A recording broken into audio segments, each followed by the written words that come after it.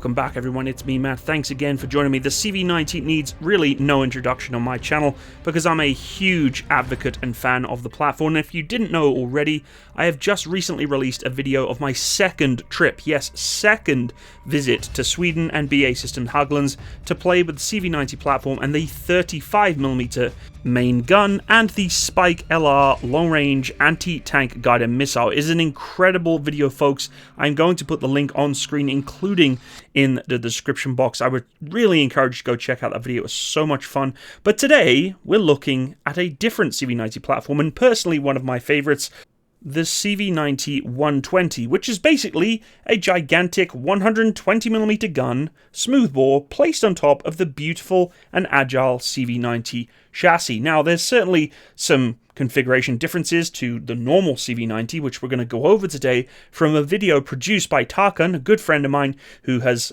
certainly been very involved with CV90 from the very start, as you'll see in today's video. And we're going to do a little bit in-depth analysis to his video and talk about some of the features that this vehicle has and that niche market that it does appeal to. And it is unfortunately a platform that I think is underappreciated, and a lot of you have so much strong opinion on these kinds of vehicles. You know, putting a main battle tank gun on a smaller profile vehicle, it's almost like counterintuitive to many people's opinion, but I personally feel that, again, bias that you may feel I have with BAE Systems and CV90 aside, on paper it does make sense in the modern battlefield. Now, I was watching Master and Commander the other day, which I know is Navy, and it really got me thinking about naval warfare back in the age of sail.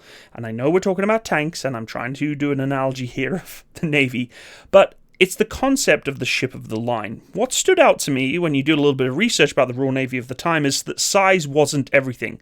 The British Royal Navy, for example, didn't just rely on the biggest, most heavily armed ships, even though you think, you know, HMS Victory, this giant ship, is one of the biggest ships out there, and for its time, and for the British Royal Navy, it was.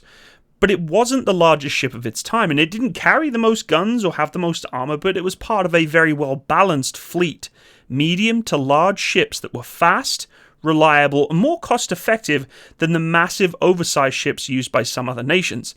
Those bigger ships looked impressive, sure, and they were very expensive to build, very difficult to maneuver, and more vulnerable in combat situations. Now, I know it's apples to oranges when we're talking about armor and ships, but the comparison does make sense. Expensive, heavy-duty main battle tanks are starting to become, as many of you keep commenting on my channel, quote, a thing of the past. And although I won't agree with you, I still think main battle tanks and heavy-duty main battle tanks have a future for the long haul. The niche for the CV90-120 certainly exists, and I do think it's very underappreciated. Lightweight, agile main battle tank guns that can move in between battle groups or brigades or armoured elements and support infantry with a massive punch. And it made me think, it's kind of like how it fits into the modern vehicle world. It's not the biggest tank out there, but it hits a bit of a sweet spot. You've got the firepower of that main battle tank wrapped in a lighter platform.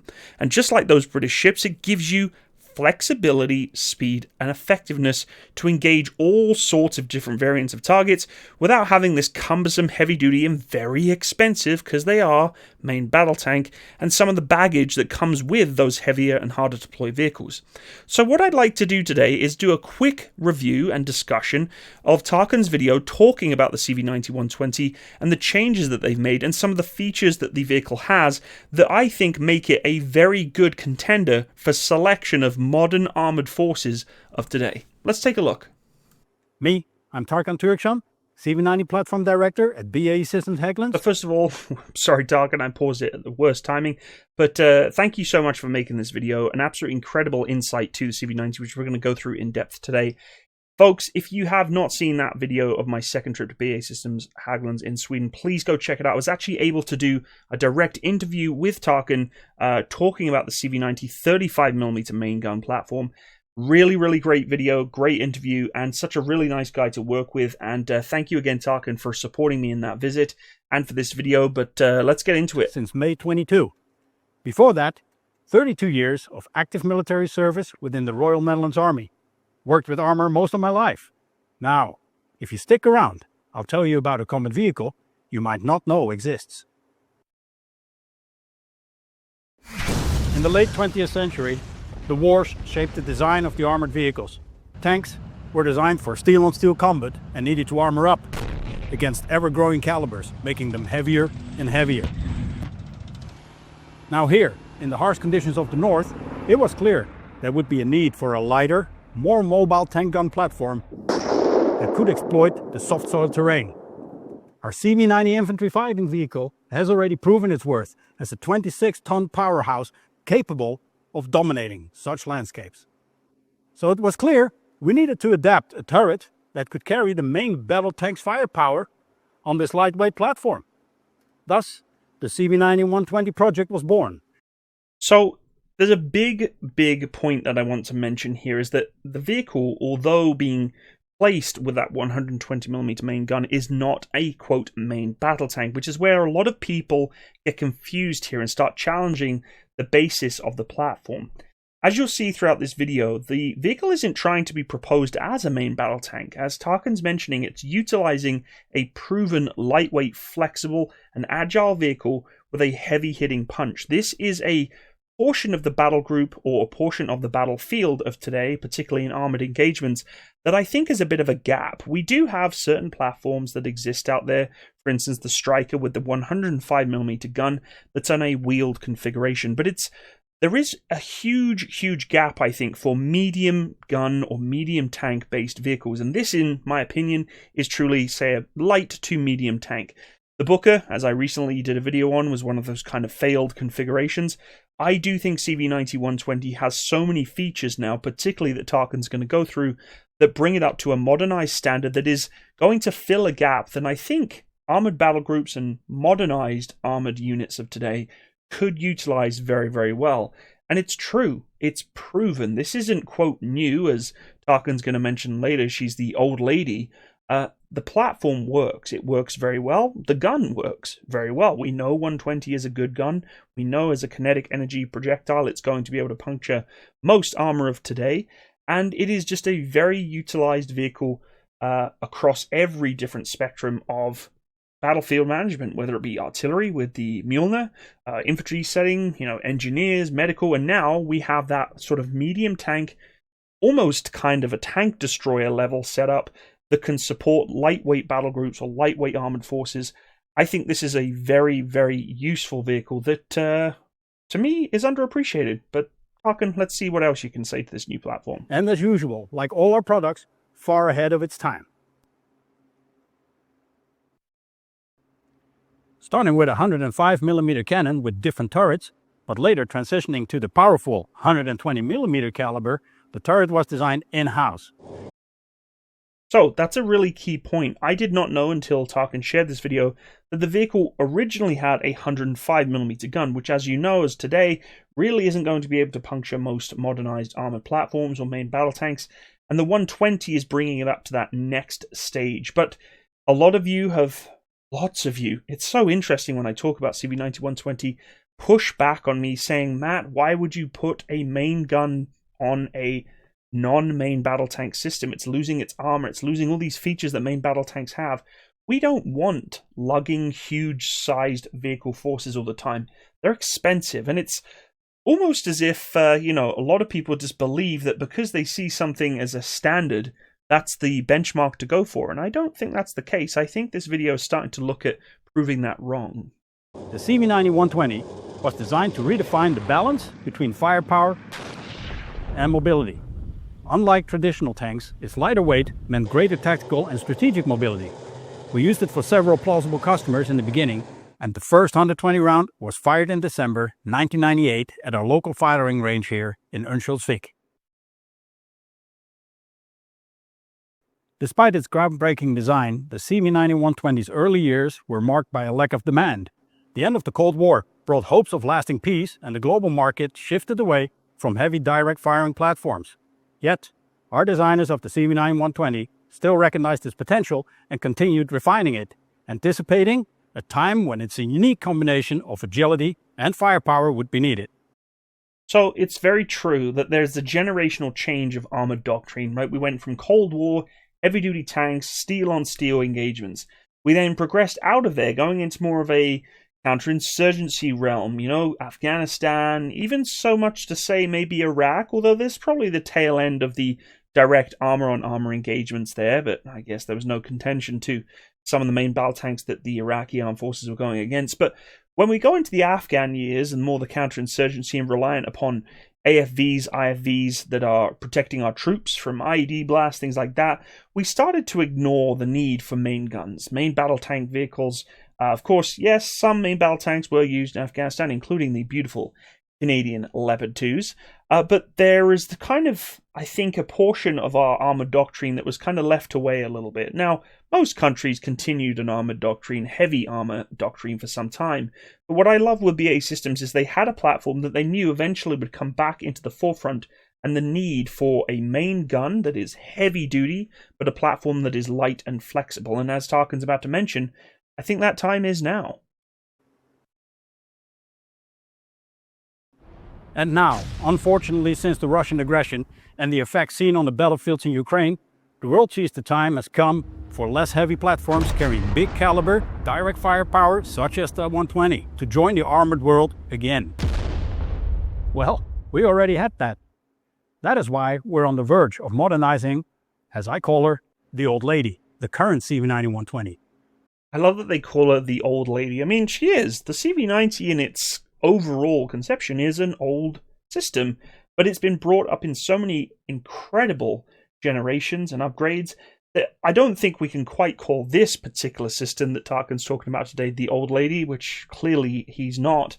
He's telling us that there's a huge amount of potential from this platform, and although she's old, she's got a mean punch, and she can run up and down the hills all day long if she wanted to with her Zimmer frame. Just kidding. No, seriously, I don't think we could call this the old lady. We definitely have to call her the, sexy lady? And to make sure we made the right choices, we have run hundreds and hundreds of battle simulations, tweaking all capabilities and settings to find the optimized balance between, for example, caliber, rate of fire, protection in relation to mobility. I really enjoy the fact that Tarkin's mentioned simulation and using software to not predict the future, but certainly understand the capability gap that could exist in battle groups or armored formations. AI is becoming very prominent. Software technology of today compared to that of the Cold War is extremely intelligent, very good at being able to look at contingencies, right? And this vehicle, in my opinion, is looking at that plan B, plan C. What happens if plan A doesn't work so well? What if I send my infantry and my IFVs and my main battle tanks into a contested armored environment and it doesn't go to plan? It doesn't go to that conventional straight-on-head attack or flanking attack. How do I have a flexible, agile workforce that can be my contingency plan? This is called red teaming. Red teaming is basically where you have a blue force and a red force, and you go against one another in tabletop simulations, and you decide on whether or not it goes to plan or not, and you have a team of people who say, okay, what happens if I take out your supply route? What happens if I take out this armored battle group? What if you lose 2 troops of main battle tanks? What are you going to do now? And that red team is creating contingencies for the blue team. They're asking about the plan, what could go wrong. And the CV90-120 almost is kind of that fruition of that. It's, hey, this is how we can potentially counter a gap in some of your modern armored forces that you may not be aware of or that have the capability of doing so. For instance, things like bridges, which Tarkin's going to talk about shortly. If you are trying to send your battle group across there, have you ever considered that they may not be able to cross those bridges?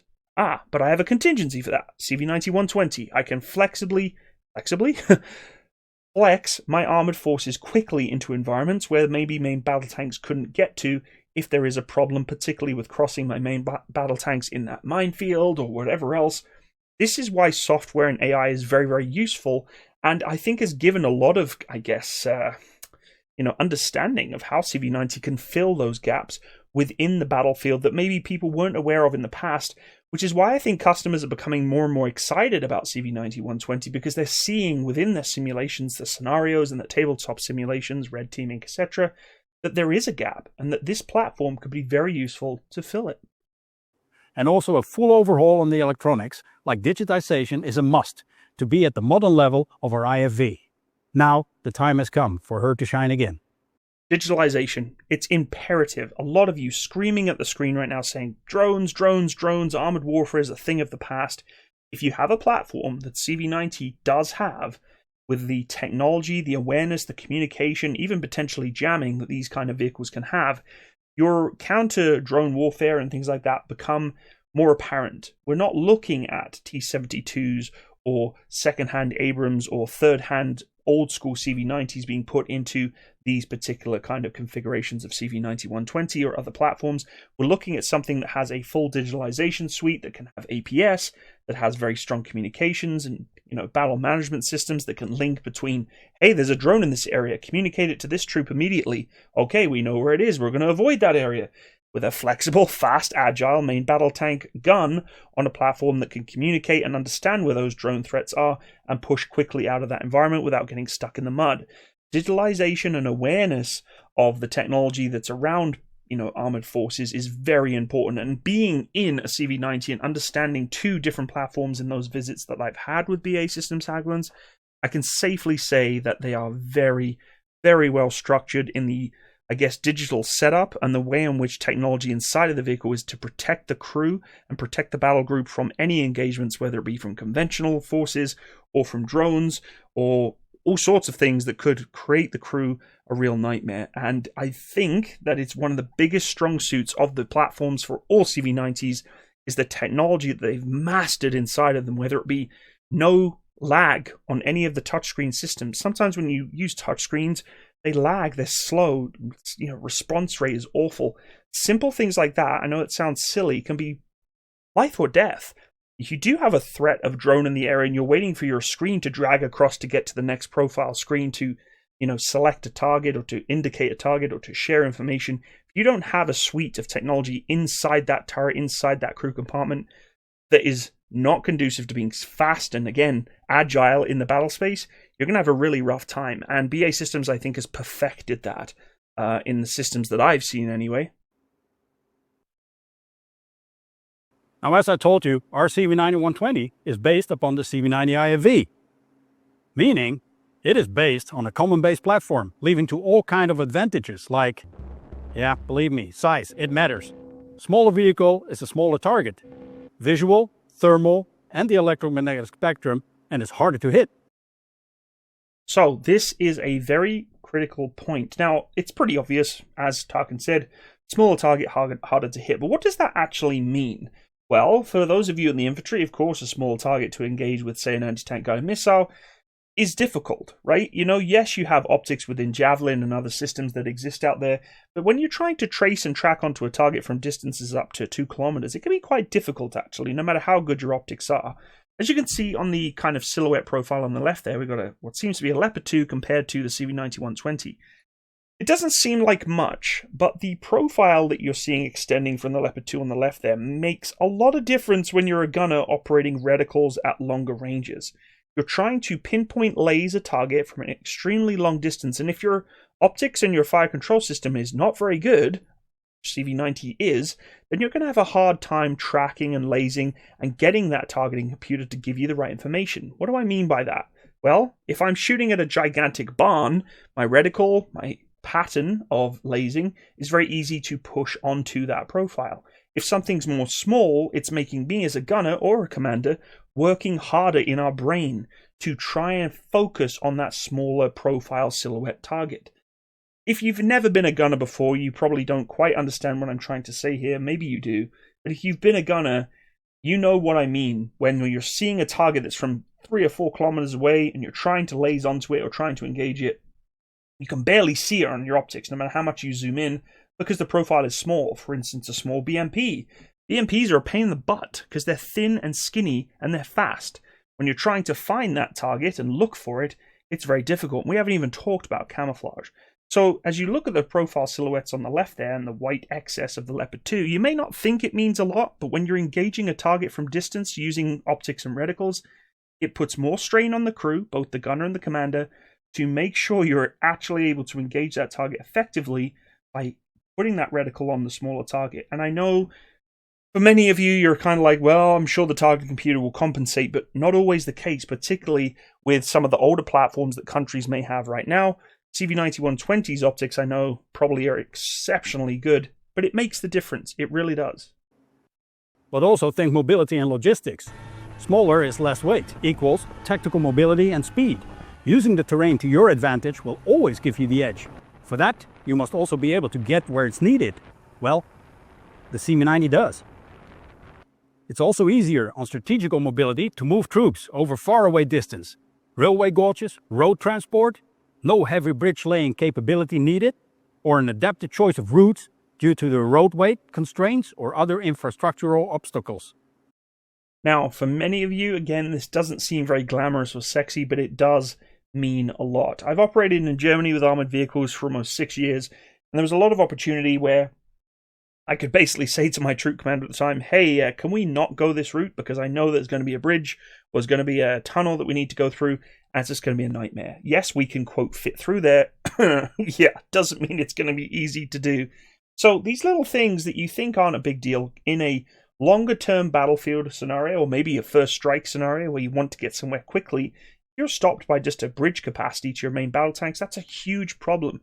You've got to pull engineers in. You've got to bring in mine protection systems potentially for, trying to get around different areas that are choke points. They may put minefields into areas that main battle tanks can only go through because they're too heavy to cross bridges. And transport of these vehicles.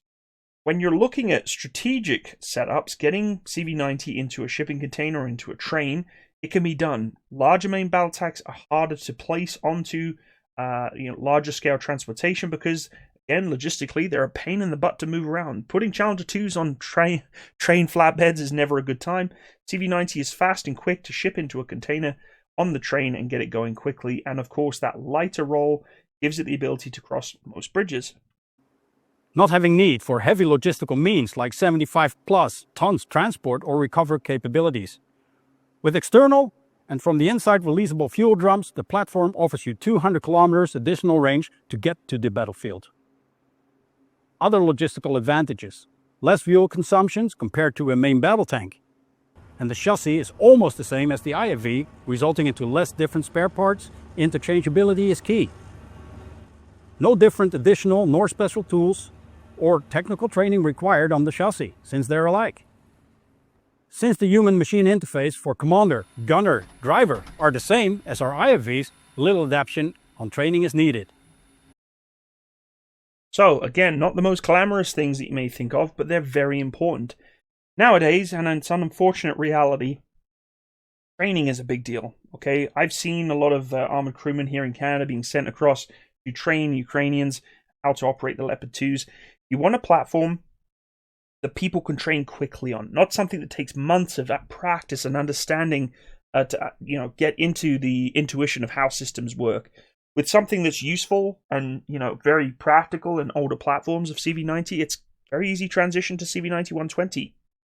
You're not, quote, starting from scratch again, which is a big deal. I know it doesn't sound very glamorous, but if you have most of your force on CV90 already trained on the platform, transition to that massive 120mm gun is going to be quick and easy, reducing cost and making your fighting fleet faster, trained, and able to deploy these vehicles quickly.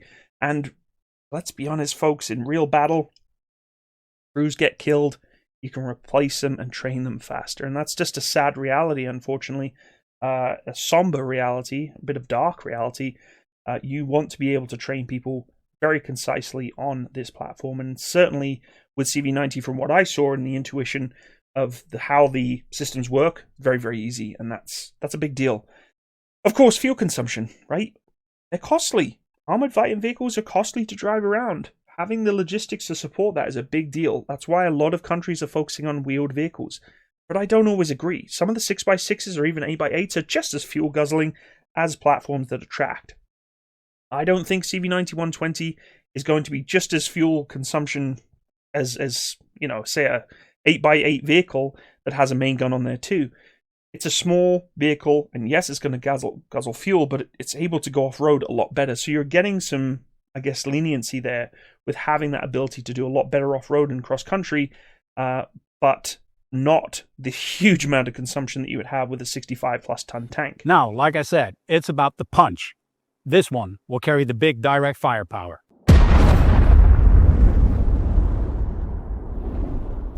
Looking at the constant evolution of armor, IFVs are becoming tougher and tougher. This to a point where a standard medium caliber will not do. Here, our CV90 120 combined and in between the infantry units will give them that punch needed even against main battle tanks, and that from places where main battle tanks can't even go. It will carry the same amount of rounds as the modern main battle tanks. Having a super fast autoloader giving you an almost instant shot. With hunter-killer functionality, this could be on another target within no time. Of course, it will also be equipped with a coaxial machine gun, and just like our RFVs, having a super elevation as well. Let me just pause the video for a second here. Is that a GAU rotary cannon on the right-hand side of the gun there? I think that's a yeah, I think it's a rotary gun. I think they're 50 caliber rotaries on the right-hand side there, 3-barrel. That's really interesting. By the way, if I ever get to play with this, I would love to fire a rotary gun like that. It looks like a 50 caliber rotary, but the super elevation, another big deal. Now, in terms of the main gun in super elevation, I'm not really as concerned. It's nice to have a super elevation of a main gun, I think, but for the most part, you're not going to be placing CV90120 in an urban environment as much, I would say. Really, you don't, I think, need that super elevation, but it is a nice thing to have if necessary. But of course, when you have a rotary gun on the side like that, maybe it is going to be good for urban environments. I don't know. The commander will use the remote weapon control station as sight and can be used for close-by protection, but also as counter-UAV due to its incorporated technologies.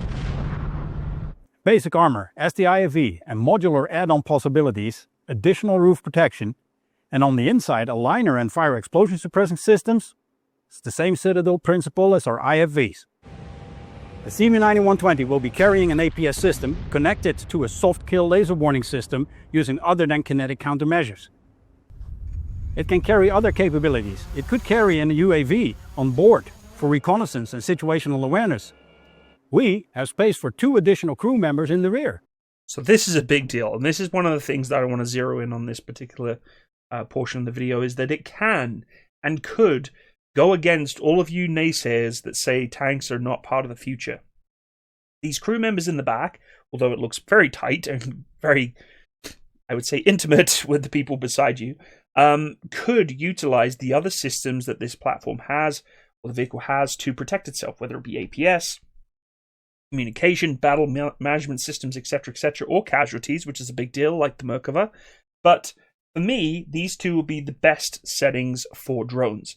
There's nothing better than having a platform that can engage just about everything, get all over the place, and also have that drone capability, whether it be for reconnaissance or for, of course, launching drones to attack other targets with its conventional little bombs that it drops, or just being a kamikaze drone.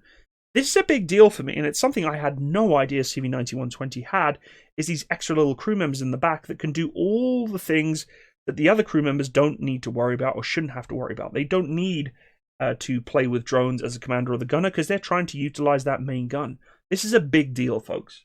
To operate all those things where the turret crew has no time for, such as operating UAVs or UAGVs, C2 systems and other sensors. And last but not least, these 2 additional crew members can also be trained as commander, gunner or driver, providing longer endurance during the operation.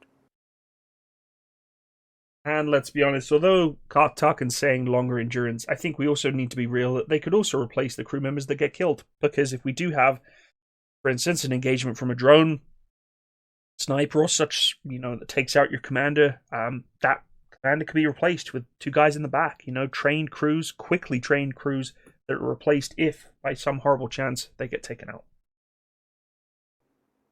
Now, more than 2 decades after its inception, the time has finally come for the CV90120 to take the center stage. We, ourselves, with our potential customers, see the need for this type of platform. This upgraded CV90120 is ready to face new challenges in a world, once again, demanding speed, flexibility, and relentless firepower. It has proven itself to be ahead of its time. With renewed strength and cutting-edge technology, it's not just a reminder of history, it is the future. So, there you have it, folks. A very detailed review of the CV90120, and I do think at a overall high-level discussion, it is a platform that is going to be very useful for the future. I'd love to hear your input, though. This is one of those videos where I'd love to hear your comments, because I will try my best to respond to the majority of them and hear your inputs. Maybe you all think that CV90120 makes no sense, and I do know BAE Systems Hägglunds read my comments. They like to hear your inputs, both positive and negative, of course, constructive criticism and feedback. But please let me know, folks, in the comments section what you think of this platform. Maybe I'm just out to lunch. I am a CV90 fanboy, not going to lie, and I am somewhat, of course, defined as being, quote, biased, because I have been able to visit BAE Systems. But again, I do feel that the system fills a gap that there's so much analysis done that main battle tanks and lighter scale vehicles are not able to fill. And I want to hear your opinions on this, folks. Thanks so much for joining me today. I hope you appreciate learning about these kind of platforms, these vehicles. Again, you could go check out that CV90 video that I did in Sweden, my second trip. I'd really appreciate that. Once again, in the description box below. And thanks again. Have a wonderful day. All the best. Bye-bye.